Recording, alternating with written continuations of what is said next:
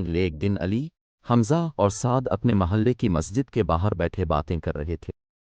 रमज़ान का महीना करीब था और तीनों दोस्त पुरजोश थे कि इस बार रमज़ान को पहले से भी ज़्यादा बरकतों वाला बनाया जाए। अली ने कहा, यार, रमज़ान रहमतों और मग़फ़िरत का महीना है, हमें इसका भरपूर फ़ायदा उठाना चाहिए। हमज़ा बोला, हाँ बिल्कुल, इस बार हमारा प्लान होना चाहिए कि हम सब मिलकर ज़्यादा से ज़्यादा नेकियां करें। साद ने मुस्करा कर कहा, तो फिर ऐसा करते हैं कि हम सब रोज़े तो रखेंगे, साथ में 5 वक्त की नमाज भी मिलकर मस्जिद में पढ़ेंगे। ये सुनकर सब दोस्तों ने जोश से इंशाअल्लाह कहा और हाथ मिला लिया। दोस्तों का रमज़ान प्लान।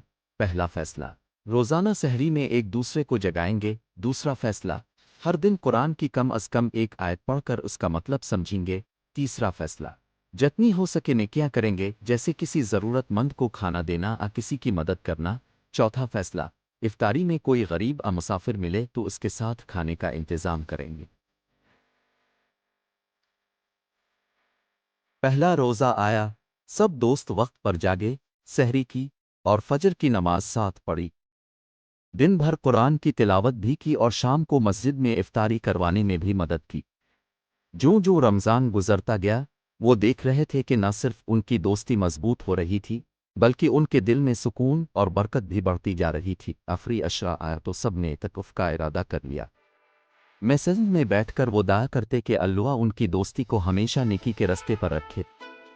सबक, रमज़ान सिर्फ इबादत का महीना नहीं, बल्कि दोस्तों और ख़ानदान के साथ अच्छे अमाल करने, दिल जोड़ने और अल्लाह के करीब होने का बेहतरीन वक्त भी है। अल्लाह हम सबको रमज़ान की रहमतों से भरपूर फ़ायदा अलिफ़ाटनी की तौफ़ीक दे, आमीन।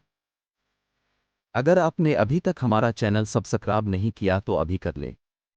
अगर वीडियो पसंद आई तो लाइक करना ना भूलें और इसे अपने दोस्तों और फैमिली के साथ लाजमी शेयर करें। आपकी सपोर्ट हमारे लिए बहुत कीमती है।